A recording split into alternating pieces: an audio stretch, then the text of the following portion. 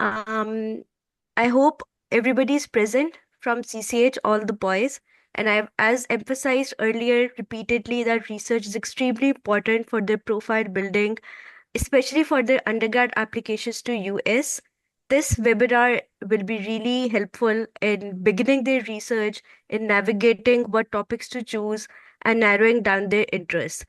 I really hope the questions that we get from CCH will also be very helpful in knowing how to begin their research and how to take it forward.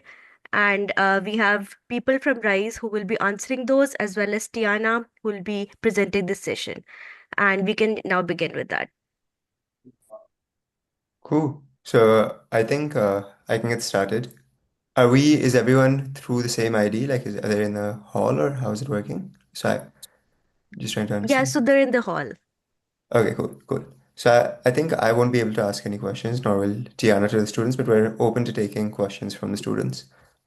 So yeah. Cool. So, I mean, thank you everyone for joining. I guess I'll start off with an introduction about myself and about Rise, and then I'll pass it over to Tiana to speak more about her experience with research in the age of AI as a medical student. So I'll give some background about myself. I'm Yash. I'm a co-founder of Rise, started this company a while back now, and we basically help high school students like yourselves with research. My personal background is that I studied computer science and then worked as a software engineer at Amazon and Meta before starting Rise. And my co-founder Shreyans worked at a hedge fund called DE Shaw before we decided that research is a space that we want to go to, especially for high schoolers, primarily because we realized that we faced these problems when we were in high school and there was really no solution to it.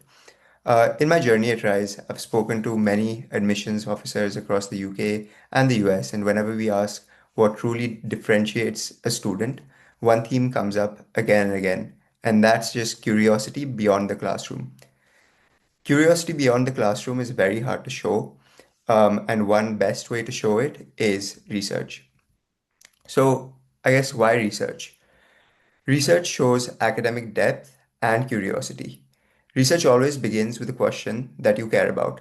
So, if someone has an issue that they're facing in their everyday life, for example, they see a medical problem, more, Tiana will talk about this more, that they think that could be fixed, they can do research and try and fix that problem. It shows colleges that you're just not memorizing information like you do in academics, but that you're thinking, exploring, and trying to understand the world more deeply. That kind of curiosity is something that's universities really value. Also, you gain real expertise on a topic. You don't need to be an expert to start research. The process helps you start that journey towards becoming an expert. You, you learn how to read academic papers, understand existing ideas, and form your own perspective. Some of our students have even presented their work at international conferences, such as the IEEE or the International Finance Conference, which shows how far high school level research can really go. And obviously, the benefit of doing research is also, for many of you, standing out in the admissions process. Because so many students have such similar grades and activities, research is really one aspect which helps spike your profile. It shows admissions officers that you take initiative, think independently, and can work consistently on something challenging over time. I think the last point is probably the most important. In um, In research, you have to work on one topic for multiple months. This is not the same as your academics, where you would probably be switching between multiple topics very frequently.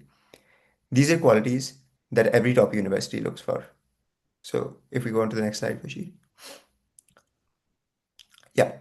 So again, when you have a real world question that you're passionate about and you combine it with curiosity and then have the discipline to turn that into a structured project with real findings, you're demonstrating something that universities rarely see in high school students, and this makes you a very attractive potential candidate for them, a self-starter, and it shows that you have a entrepreneurial mindset. Universities are not only selecting students for who they are today, but the type of thinkers and leaders that they will become. Research signals to universities that you have initiative, resilience, creativity, and the ability to build something from scratch. That's something that all top schools prize. So, a little bit about Rise and our company and what we do. Um, At Rise, we connect high school students with mentors from top global universities, including Harvard, Stanford, Oxford, Cambridge, King's College, like Tiana is from as well, to guide them in completing and publishing independent college level research projects. So far, we've mentored 1,000 students from 20 different countries. Many of them have gone on to publish their work across STEM, humanities, social arts, and sciences. We're subject agnostic. We work with students from all different types of who want to do research in all different types of subjects. Many of these students then go on to present their papers at international conferences and publish in international journals such as the IJFMR and the GSJ. But beyond the numbers and achievements, what truly drives us is watching how research transforms a student's mindset. It teaches them to ask deeper questions, think critically, stay curious, and look at real world problems as opportunities for innovation and impact. Ultimately, at Rise, our mission is to take students and guide them to take their ideas seriously, discover just how much they're capable of with the right guidance. So far, we've built one of the strongest research ecosystems for high school students globally. As you can see by the numbers, we have 500 plus Ivy League and Oxford mentors. All of them are from top universities from all across the world. 1,000 plus students over 20 different countries we've helped so far. And students are 3x more likely to be admitted to Ivy League and Oxford institutions after working with us since they've written their research papers.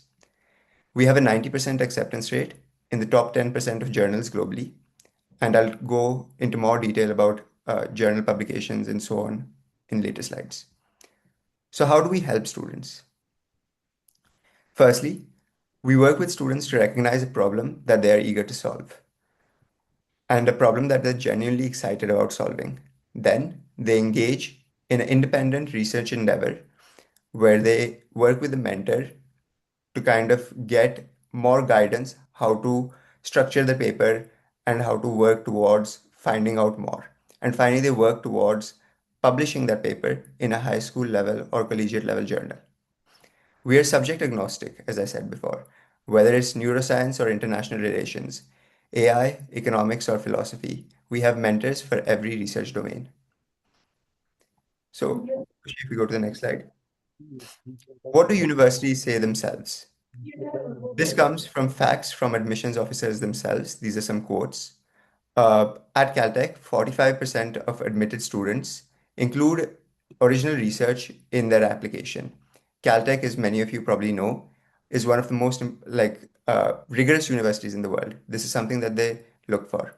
UPenn as well. One third of admits conducted research in high school. Stanford evaluates a metric called intellectual vitality, valuing students who are eager to learn and explore. Again, something that is best demonstrated through research. Harvard's Harvard's highest academic rating is reserved for students with strong scholarships in academic thinking. It increases acceptance odds almost eightfold. Publishing your work Publishing your work takes research to a different level. It shows that you have commitment, curiosity, and discipline. So, if we talk about why are publications important, so firstly, it validates your academic rigor. It shows that the work that you've done is actually applicable at a greater level and has an impact just post the classroom and for the small project that you've done. High school students with published papers are 3x more likely, as I mentioned before, to be admitted into Ivies and Oxbridge. It's a differentiated in applications. Most students have the same profiles, very similar profiles in every other aspect. A published paper in a good journal signals a strong initiative, highlighting the potential success that the student can have at university. And obviously, the most important thing that comes out of this is the recognition and opportunities that you get after doing research. When you go to university as well, professors value students who have research experience as strong candidates for intensive programs, and also when you're applying for jobs later on. Research is looked at as something that is very, very important. So, what we help with as well is not only the research, but how to translate this research into impact. So, previous publications that we've helped with are the Concord Review, Springer Nature, and a bunch of other top high school level and university level journals. We help students win awards. So, ISEF, we've had finalists for ISEF come through RISE, the Diana Award, the John Locke Institute Global Essay Prize, and the CREST Awards, which I'm sure many of you have heard of. We also help students publish. After publishing, we also help them present at conferences. And these are some of the examples of conferences our students have presented at in the past.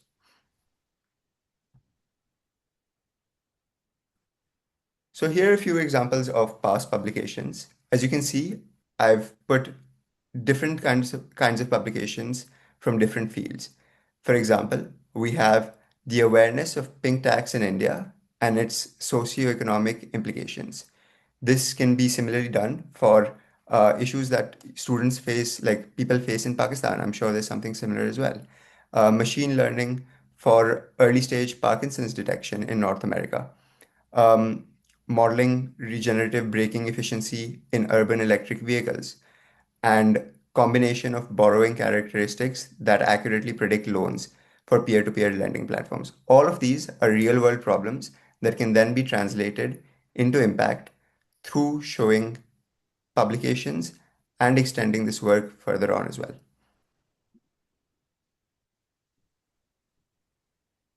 All right, thank you so much, Yash, for that. My name is Kushi, and I'm going to give a short introduction about our speaker for the day. Thanks so much, Tiana, for making time for this. Tiana is currently a medical student at King's College London, and she graduated with a BSc honors from the University of Manchester in biomedical sciences. So, yeah, over to you, Tiana. Hi everyone, I'm Tiana, as you just heard. I'm, of course, currently a medical student at King's College London and a biomedical scientist by background. And I'm also one of the RISE mentors, so I look forward to the possible opportunity of speaking with some of you further. I'm originally from Cyprus, so I chose to pursue my medical studies at King's for two main reasons. One being, of course, its global recognition, and the second being unmatched opportunities. I very intentionally wanted to be in an ecosystem where you're taught by pioneers, but leading conferences are also on your doorstep. And London, alongside the London University ecosystem, are able to offer that. I'm sure that's a feeling that many of you as international students can relate to. We all go out seeking opportunities that are limited to specific areas, but I can say for myself, the opportunities are truly there. The growth possible is unimaginable. Research has been a core thread throughout my journey, which is why I'm so excited about what RISE can offer to you. Alongside being, of course, an excellent application strength, I think such early exposure for myself would have prepared me very, very well for what's to come. And yeah, I think that was showcased a few minutes ago very well. Uh, Particularly, I enjoy studying the intersection between medicine and technologies, such as artificial intelligence. And along the way, I'd say I've learned that research is more than anything about learning how to think, and AI happens to be an excellent example of that. Once you understand how it works, you start to see the world differently, patterns, structures, decision making, everything. So, my goal today is to show you two things. One, how you can use AI as a tool for research, and the second, how you can research AI itself.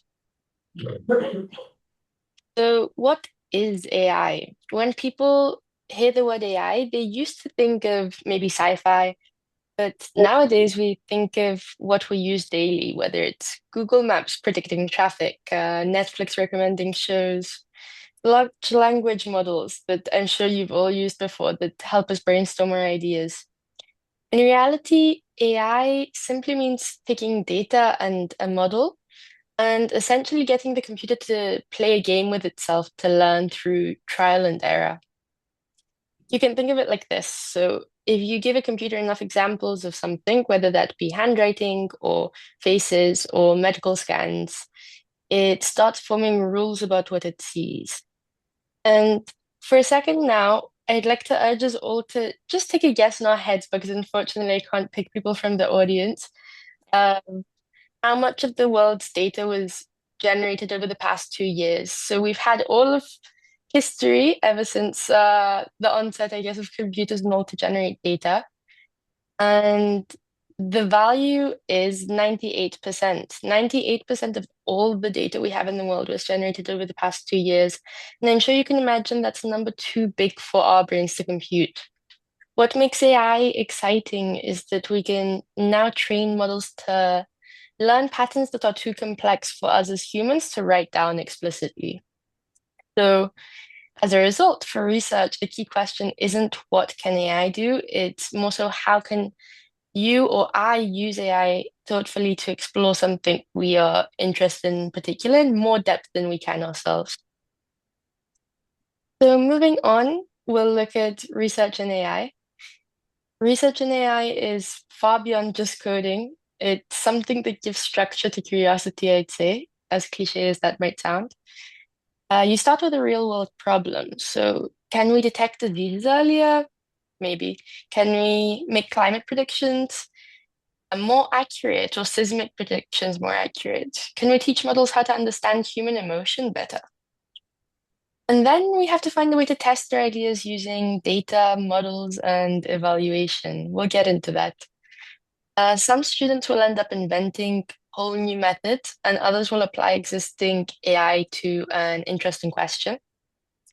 Both are completely valid and completely vital in scientific research. What matters more than anything is rigor and creativity. So, how does research AI? Every major AI innovation began with a simple question, as do most things in science. The difference between an okay project and one that truly stands out is how clearly that question is defined. So, a good research question needs to be specific, it needs to be measurable, and it needs to have a good reason behind it.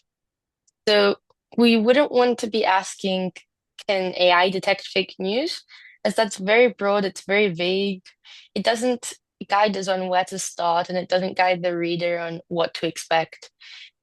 We could rephrase that though into something much more specific, such as which type of model, logistic regression or a transformer, performs better at detecting manipulated headlines. So that's taking the same initial concept that we brainstormed and studying it in a bit more depth, formulating a title that concisely but effectively and clearly showcases a specific question we'll be targeting. And that's what makes projects rigorous and publishable. It makes them different from essays we write, for instance, in school most of the time. So let's have a look at some research in action. I want to emphasize that AI research is far from limited to computer science. In healthcare, we can use it, for example, to predict tumor growth or analyze cardiac signals, segment X-rays for pre-operative planning, and generally improve personalized care. I'm going to stick on this one for a moment, as of course it's my field of interest. But AI is everywhere in healthcare now. Even in the UK, which has a national health system, integration is becoming very intentional. I recently attended a conference on advancements in fast track care in cardiothoracic surgery and anesthesia. And all the talks throughout the day had at least some AI element, and most of the time it's things we can't even imagine have happened yet. I'd be happy to discuss that in more detail at the end if anyone's interested.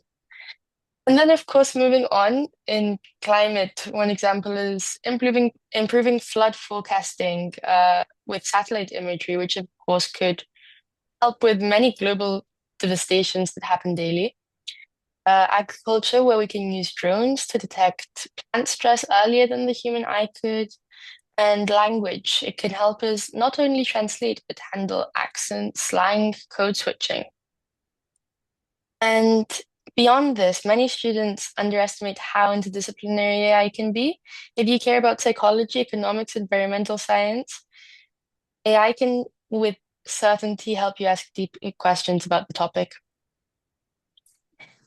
So, looking at research questions, we kind of alluded to the fact that we need to start with an anchor for our project. You want something that's meaningful, you want it to be very specific. It also needs to be feasible and in some way new. So, one trick that I tend to tell students is to look for what researchers complain about in the limitations or discussion sections of their papers.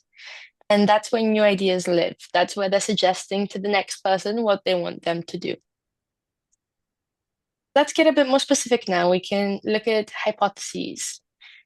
So once you have your question, the hypothesis is simply your best educated guess, the thing you want to test. It makes you think more clearly and scientifically, and it forces you to define what your success would look like ideally. So an example of that is I predict that a convolutional neural network trained on chest X-rays will outperform classic diagnostic scoring in detecting pneumonia. Now, I will say one thing about research article titles is that they can feel heavy to understand at the first time. But the point is we're trying to get all of the keywords into a short space, and then we'll go through the details of that in our introduction and in our main body. Now, we're going to look into the research process. This is the part that students tend to find most challenging, but also most exciting. So firstly, we define our objective. Then we need to select or collect the data set. And the way you do that will vary depending on your field of interest, but it's something that mentors, I think, are quite fundamentally important for due to all the connections and access they have. Then you want to choose a model. And again, that will vary, but it's something you can do with plenty of guidance and also use AI to help you generate some inspiration for what models you could use. And finally, we evaluate our results. So with research, the most important part of the results, the second most important part are how we interpret them and how we present them. Because ultimately, if you just show someone numbers, they won't necessarily find it that important. You need the hook. You need to justify why what you're showing them is important. So yeah, the result is half the story, the reasoning, the decisions, the trade-offs, they're what matter most. In academia, we very, very strongly value both a negative result, which is the term we use to describe when the outcome was maybe not what we defined in our hypothesis, because they are what allow us to figure out what our next step should be. So, common research areas, I will encourage every student to pick any area that interests them and that they naturally enjoy, as there probably will be a crossover with artificial intelligence. So, if you're into languages, for example, you might want to look into natural language processing. That includes chatbots, GPT, for instance. If you like art and photography, then computer vision is great. Gaming, robotics, then reinforcement learning is becoming vital in those areas. Policy and fairness.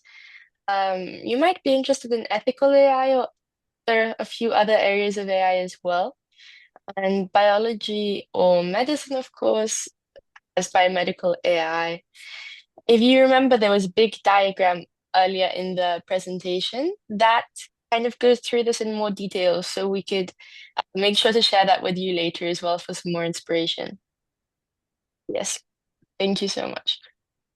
This is the diagram at hand. So here we have many, many different areas of AI and subcategories as well that show that it's more so many, many small disciplines rather than one big one. Thank you for that. We can now go on to the next slide.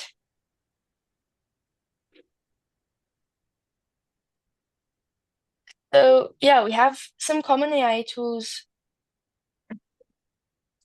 that can be very helpful for evaluating your work, but also helping you in constructing it.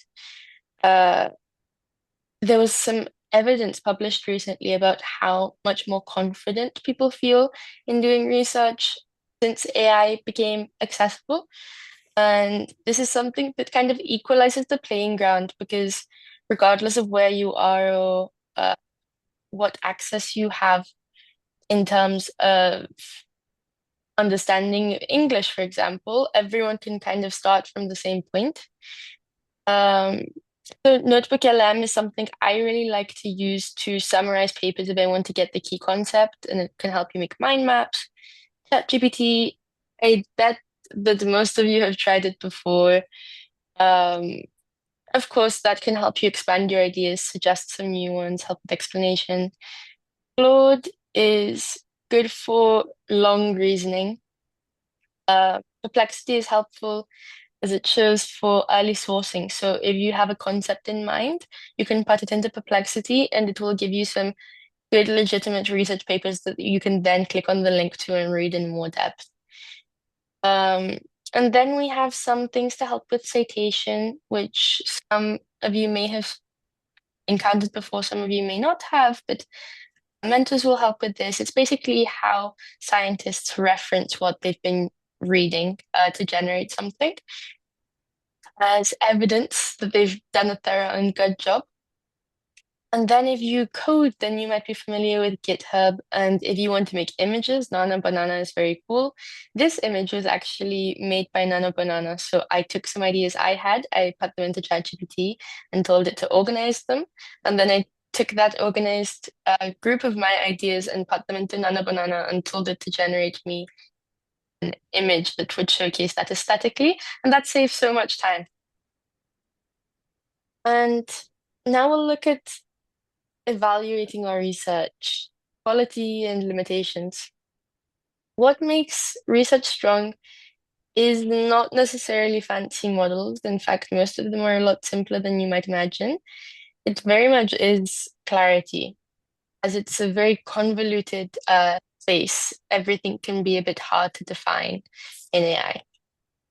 So a high quality project has a focus question, just repeating this to keep reminding us a logical method, it's reproducible, and it has a thoughtful interpretation. But limitations matter as well. Data can be very messy.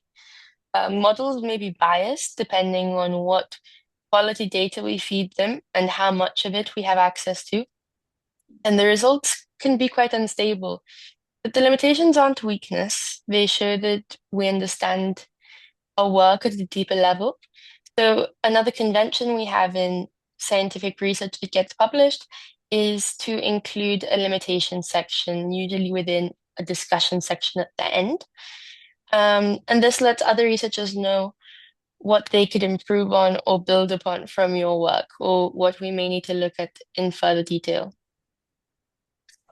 That is about all from me. Yeah, I think we've covered this mostly, but to elaborate slightly, a black box in AI terms is a term we've coined to describe the fact that AI models can generate outcomes without us necessarily understanding how they're doing that very well. So if you do decide to research with AI, your mentor will walk you through in more depth different types of AI that are more clear to understand the method of working of, as well as evaluation methods that we use to ensure our AI is reasoning in an appropriate way. And yeah, I hope this session gives you confidence that meaningful research is within your reach, absolutely, especially with the help of AI and some mentors. Research really grows one experiment at a time. So build something small and specific rather than something too broad. And yeah, curiosity is always the starting point. Everything else we can build together. I look forward to hearing any questions you all may have. Do you have any questions? Thank you, Tiana, for an insightful session. I hope this was very helpful for all the students in CCH. Let's just open the floor for questions. Miss Sarah, are you gonna type those down in the chat box? If you have any question, please you can go and type it. Otherwise, you can.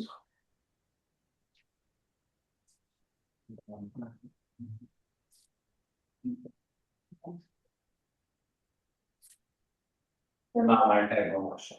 Okay. You can turn on the mic if you want. No, no, looks fine. I'll type the question.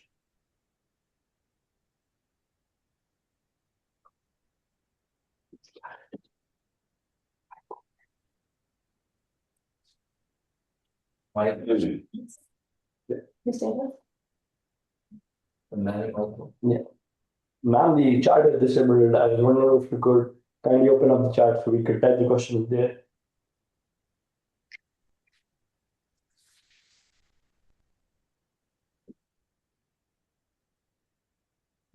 I think he was asking if you can open up the chat. Yeah, I'm looking at this. Look, there are a lot of us, so it may be easier to type in the questions. It is open for everyone. Perfect. Ma'am, it says the chat is disabled. All right.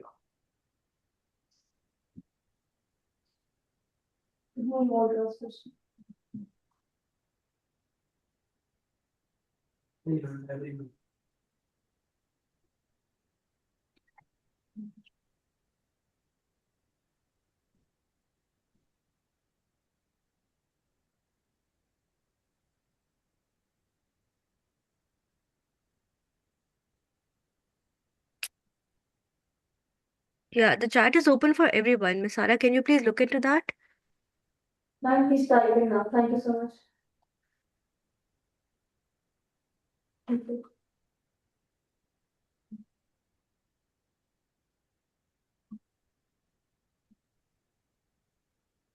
Anything? Prepare question if you have any.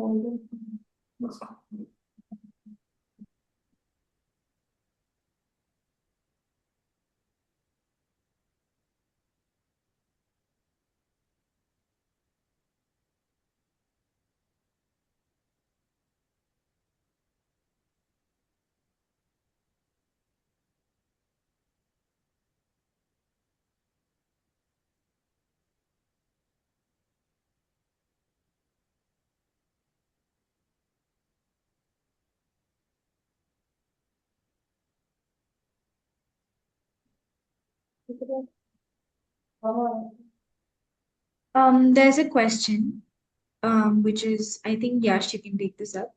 If someone already has a research paper written under the mentorship and supervision of a professor outside of your program, could you help them in publishing that paper, or are your services only limited to writing research papers?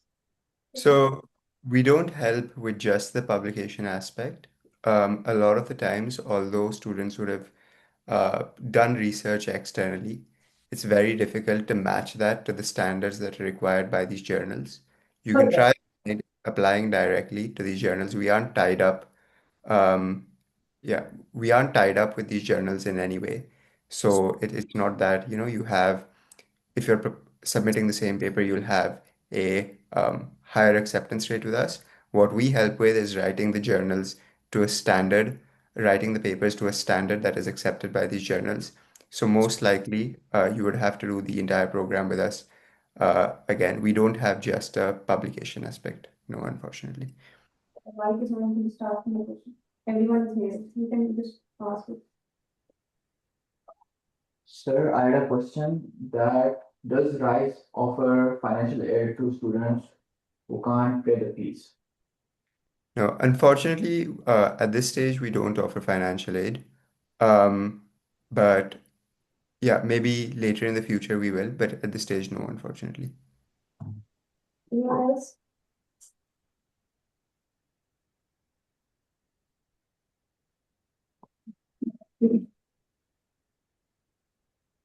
Sir, how many cohorts do you have per year? Sorry. How many cohorts do you have per year? So we have, I think there's 6 cohorts that are at different points during the year. I can share some of the dates, or Kushi, if you can share the dates, if you have them on hand, I'll put them in the chat box, and then uh, you can have a look at the dates. There was a winter cohort that just closed recently. So that just happened, but the next cohort that we have is starting on the 15th of February. Before that, we also have one on 31st of January and 15th of February. So let me just put the dates in the chat box so that everyone can see. So these are the different dates that we have for the cohorts that are upcoming in the near future. Any other question?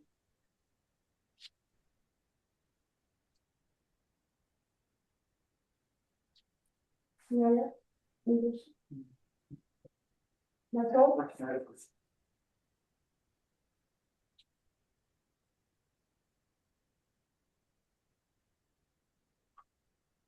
I had a question that is the research tailor-made to the students, meaning that is the question answered by the students, or does RISE help the students come up with a question for the research paper, and then the program starts? Yeah. So the way the process works is that you will need to have a subject of interest that you have. So let's say you're interested in math, or let's say biology, for example, and you know that you want to do something related to biology. The way the program works is that you come to us with that subject, and if you have any topics of interest, let's say you have an interest in cardiology, then along with your mentor, we firstly pair the mentor who is an expert in that field. So it will typically be someone who has an expertise in cardiology. And then after that, you will decide the question alongside with the mentor. So we help with the question choosing as well.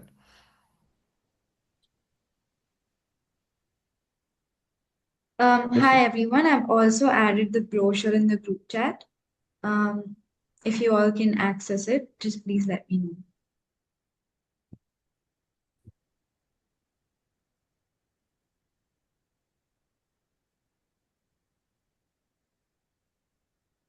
All right, thank you so much, ma'am, for sharing the brochure. Ma'am आप उनको share करेंगे presentation भी Ma'am, if you don't mind sharing the presentation as well, because students want to go through it again.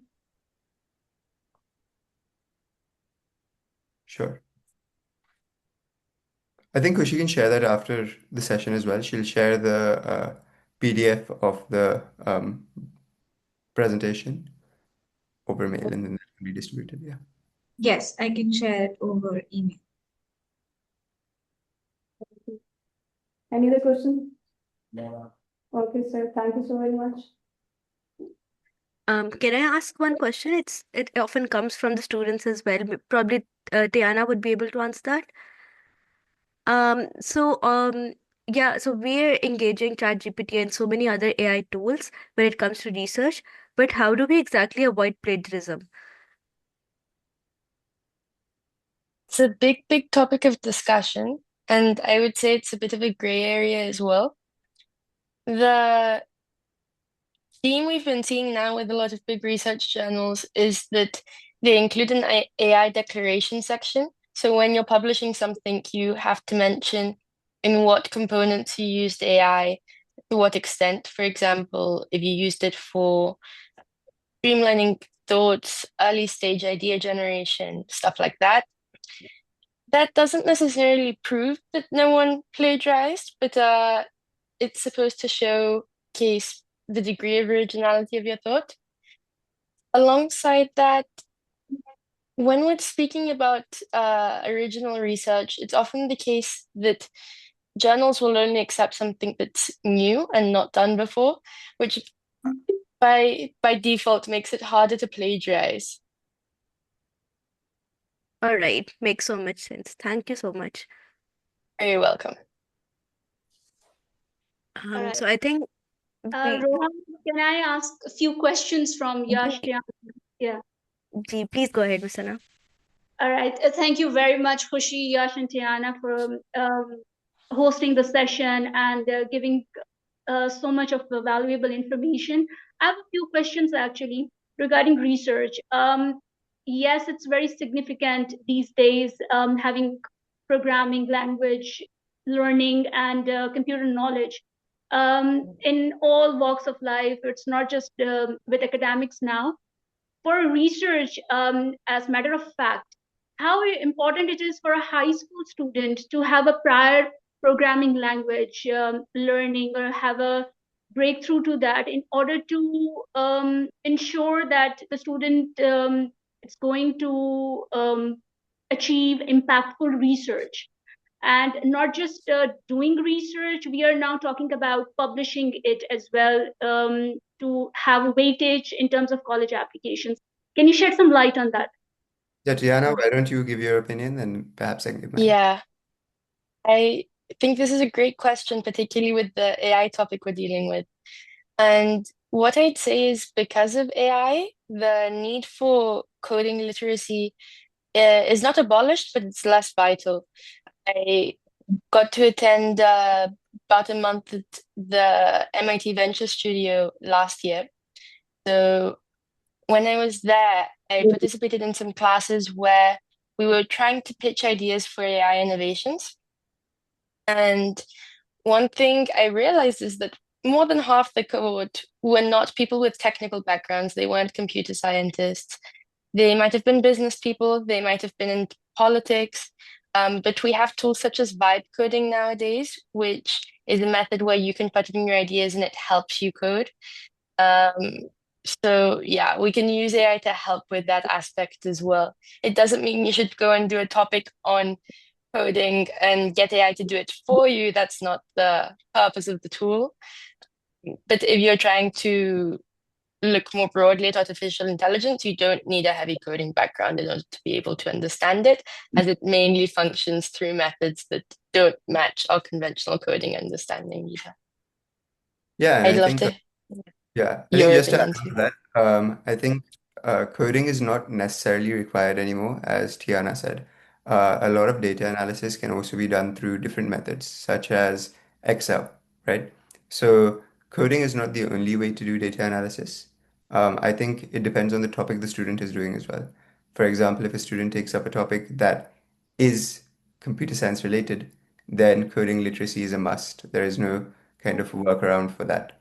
But if there is a topic that, for example, something in medicine, a lot of the times the basic data analysis can be done through Excel and even using the help of AI tools such as ChatGPT, Claude, etc., to write basic functions that can do that data analysis without having a very high degree of understanding of what is required. As long as students understand the basics of how graphs, bar charts, etc., data presentation methods work, getting that data into that presentable format is no longer that hard.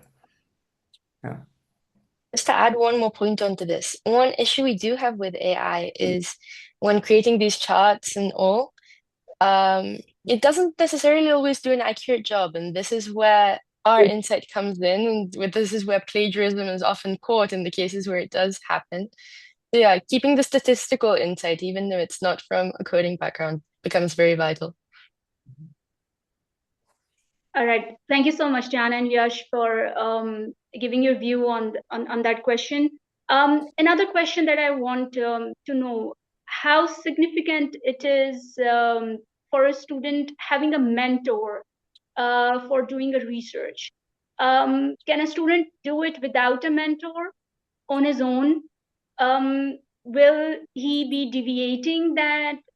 That means from the research, or it's totally okay for a student not having a mentor and then doing it on his own. Yeah, I think independent research is something that is very doable. I think a lot of people, like all universities, kind of do independent research, right? My understanding and the reason why we started RISE is because it is not uh, very feasible for most students to do this. The reason being, you have students who do 10 other activities during their day. Research is one slot that they're able to fill in. Research requires a very long kind of period to understand even where, for example, simple questions. How do I access a research paper? Right? You'll be met with a ton of blockers to even find a research paper. A mentor is just someone who can expedite that process to a very large degree. So if you are able to get a paper out, let's say in 10 months, like the progress you made in 10 months, you'd probably be able to do that in a week and a half with a mentor, for example. So I think doing it independently is always a possibility, the same way doing anything independently is a possibility, right? But I think just having that mentorship with someone who is experienced and qualified in that field really adds to the entire experience. And that's the primary reason why we started Rise. Tiana, do you have anything to add on to that as well? Yeah, completely agreed in that sense. The information with a lot of effort is accessible, but there's also quite a streamlined way in which scientists expect to see things written. And unless you've done it yourself, it can be hard to navigate or understand what that might be. It's not necessarily obvious. I think a mentor can help with guiding that, as well as, of course, with the idea refinement to match those standards too. Yeah. And just to add on to the idea refinement, so for example, there will be certain topics that students think from their perspective are good questions, which are not necessarily good questions because they have already been addressed in research, or there is a Mm. very obvious reason why these questions have not been addressed. Now, if a student spends, let's say, 6 months of their time, or 10 months of their time, for example, trying to find a solution to this problem and doing research around this problem, when from the start it could have been avoided if we knew that this, like if a mentor simply told the student that this isn't a good question to do your research on, you could have saved 10 months doing that, right? So I think it's just mentorship really helps with refining the paper to a degree where it is publishable and acceptable, I would say, by all international standards, and it has an impact in your university application as well. Yeah. Understandable. Now, my last question. Sorry, I'm taking a lot of time No, here. no, not at all. Pleasure. Okay, so my last question is regarding journals. There are plethora of journals available out there for high school students, for undergraduate, for levels up. So while we're selecting a journal, is there a criteria to see if a journal is credible enough to send the research, or would it have any impact in terms of college applications as well in selecting a particular journal? So for Mhm. instance, I'll give you an example. Um, there's a journal which is called Stanford Intersect, very valuable and very credible. However, if you see that if it has an indexed rate, impact factor, or it has a citation, you will not find any data regarding that. So apart from that, there are other journals, those who have impact factors, citation, or cited or indexed values. So is that really important for students to select either, like based on this criteria? Diana, do you want to take that up? Sure. I'd say there is there is importance, particularly nowadays, because one thing a journal does is that they select ideas that meet a certain standard. And if a journal has flexible standards, then people can't necessarily rely on the rigor of the thing being published, the article being published. Obviously, this will vary depending on discipline and depending on level, whether you're a high school student, a university student. I don't think universities are looking as much at whether you've published in Nature as they are on whether you've consistently stuck to a project for 3 or 4 months and delivered something high quality and spoken about it in a good way. Um, so yeah, it holds a balanced relevance. But since we have things such as AI that can generate anything, it's not as meaningful to just submit or publish something anywhere nowadays as it would have been in the past. Yeah, no, I think I kind of just to echo that argument. I think some journals, like the Stanford Intersect, like you mentioned, they aren't, they don't have an impact factor. I think there are certain journals, Stanford Intersect being one. I think Concord Review also doesn't have any impact score. But I think I'll speak from the admissions perspective. From the admissions perspective, these are still extremely valuable journals, right? Mm, Like I think in undergraduate level admissions especially, these journals are recognized and kind of sought after to a different kind of degree. The reason being, bigger journals such as Nature or IEEE, these are very, very difficult for students individually to publish in.